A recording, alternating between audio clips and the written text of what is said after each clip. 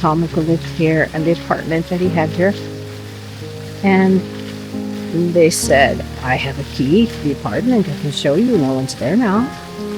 And we're like, what? Because we were told earlier that we could not see the apartment because, yeah, it's off limits, blah, blah. We followed Alfons Mucha from Ivančice to Mikulov, from searching to sketching to the stirrings of something more. Now we're on our way to the castle of Zbiroh, the chateau, where the whisper becomes a thunder. Not just any castle, a medieval castle, dating back to the 12th century, one of the oldest castles in the history of the Czech Republic. It's where the Templar Knights would converge, and according to the staff, the modern chapter of the Templars still meet in this castle today. The Knights Templar maintain that their lineage remains unbroken until this day, with the names of each successor solemnly inscribed in the log preserved within the Templar room for you to see. Later in this video, you will see an image from the Templar room. If you are interested in Templar history and their artifacts, such as their swords and weapons and the way they lived, there is much to see on display. Zbiroh was home to many aristocrats, such as the Luxembourgs, and it was a residence for the Emperor Rudolf II. Because of its prime location, with Zbiroh being on a trade route, and it was very strategically positioned, Emperor King Charles IV would also use this castle when he made diplomatic journeys, and it was used as a repository for the royal treasures. During the Second World War, Zbiroh was taken over by the German SS and became a sort of headquarters. On the tour, you will see many German weapons and artifacts and documents that the Germans threw into the well towards the end of the war. The well at Zbiroh is the deepest well in Europe, we're told. And this is the place where the Slav Epic was born, where Alfons Mucha lived and worked for 20 years from 1910 to 1928 and painted his soul, not just as an artist, but as a visionary. Nestled in the forests of western Bohemia, part medieval stronghold, part myth, we hiked up the extremely long hill to get to the entrance. If I had to paint 20 enormous canvases about the entire spiritual history of the Slavic people, I'd want a castle too, with no distractions, no emails, and maybe just a good view and a bottle of wine.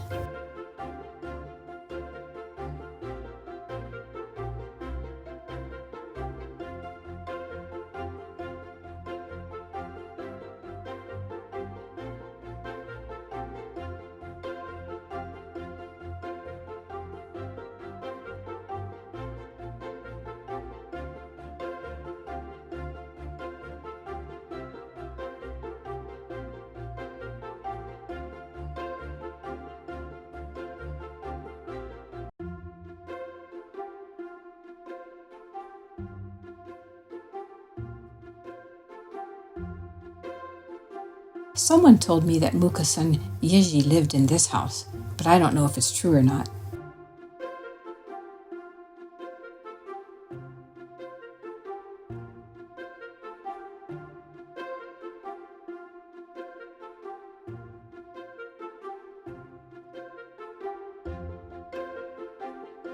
We still have a long way to go to get to the entrance.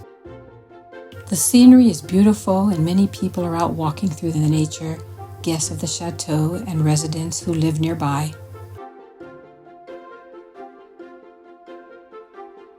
We finally made it. The chateau finally comes into view. And we were really wanting to get into our room as it's pretty hot today. I came here wanting to understand something. Why would one man give 20 years of his life to a project most people didn't even believe in? What was driving him? Was it faith? Was it ego? Some untold ancestral ache? But walking these halls and seeing the light hit the stone the way it did, I think I get it. This wasn't just a painting cycle. It was a prayer. It was a love letter to a future that he could only imagine.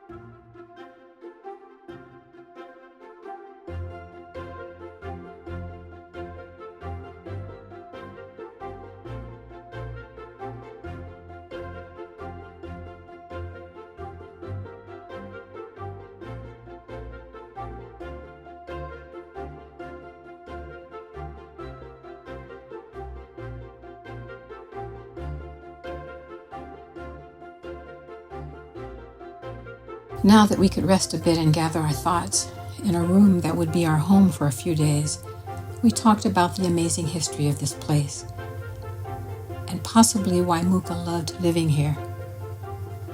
We wouldn't be allowed to enter the castle until tomorrow, so we settled in and observed the common grounds.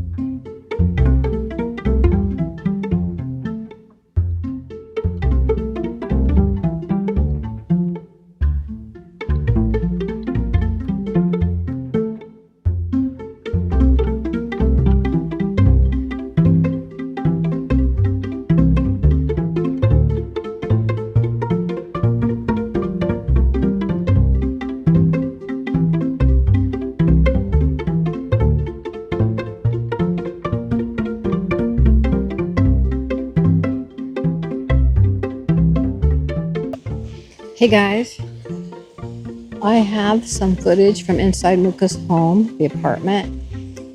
Last night we came in kind of late. Well, we didn't get in too late, but when we went out for a while and came back, and we were talking to someone here about, the series I was making and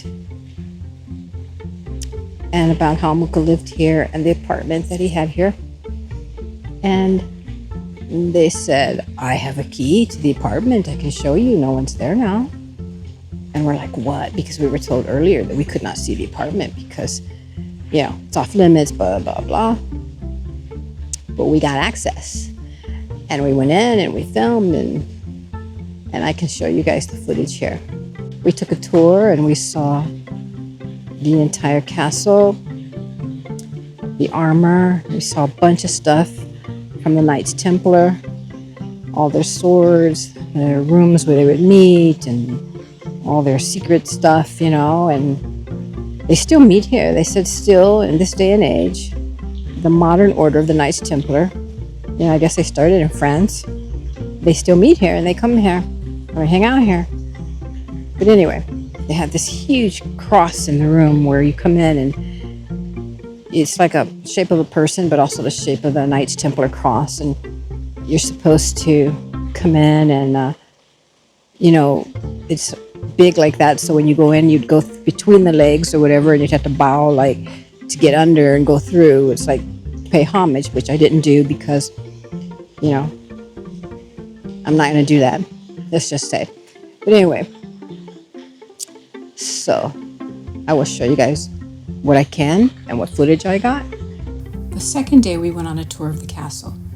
The tour guide spoke Czech, but they have English printouts for those who don't speak the language to follow along. You can book an English-speaking guide if you want for a few dollars more. The tour of the castle cost us around 500 crowns for 2 people. It's funny that the guide said that there are no photos or video that's allowed on the tour, except the hallway entranceway with the Templar Knight and the horse. But as you will see later, other people went out of their way to show us some things off the official tour.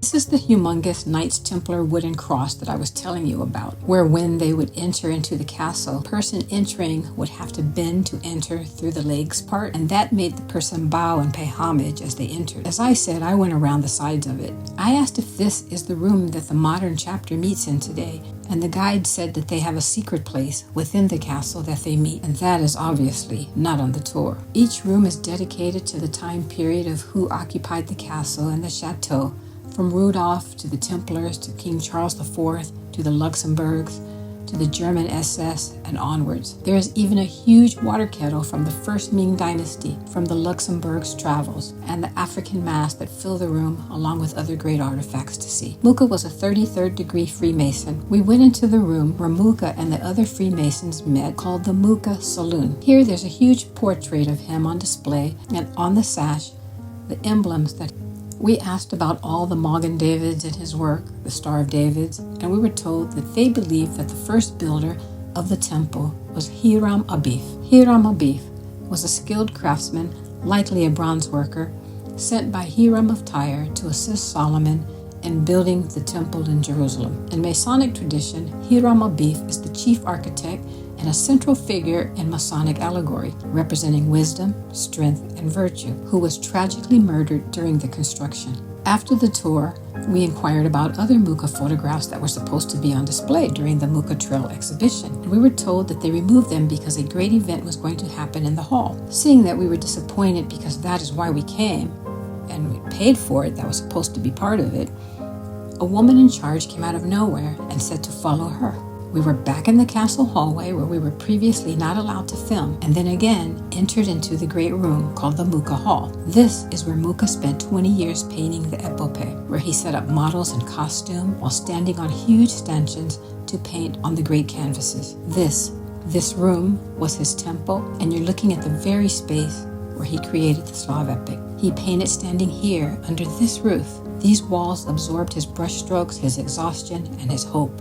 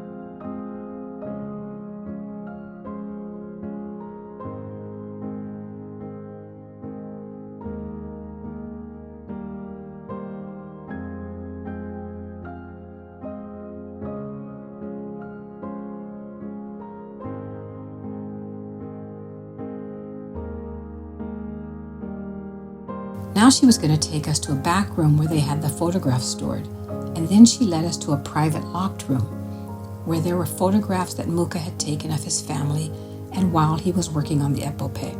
And beyond the studio, a private apartment, not part of the public tour. This is where he rested, wrote letters, dreamed in silence.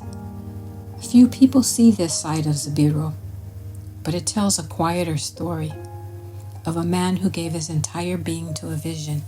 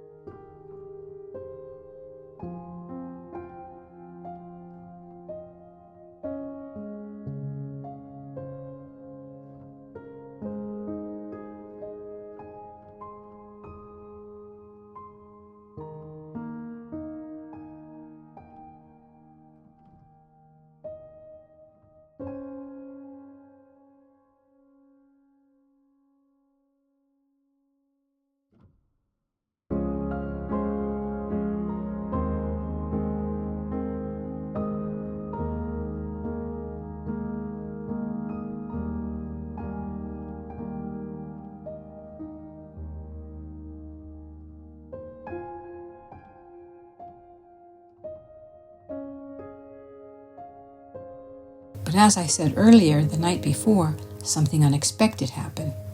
We were quietly offered exclusive access to the private apartment where Alfons Mucha and his family once lived during their years at Zbiroh. The flat isn't open to the public, and it's now in the process of being sold. We were given just 5 minutes inside, no proper lighting to film, just whatever we could catch on our phones. But even in that short window, it felt like stepping into history, and we just couldn't leave without sharing it with you.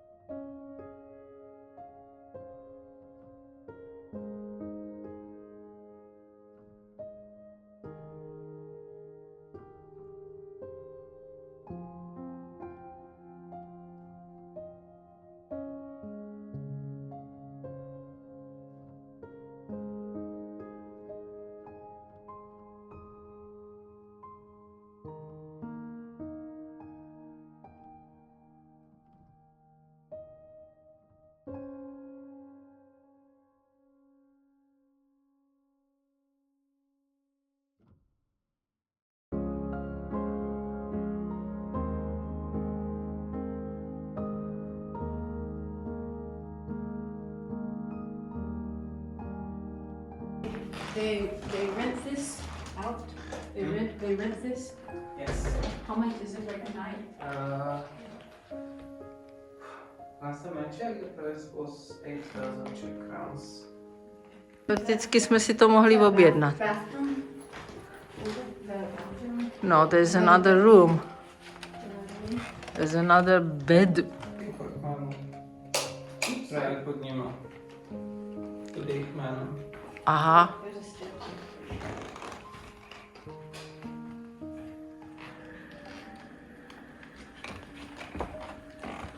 Trail.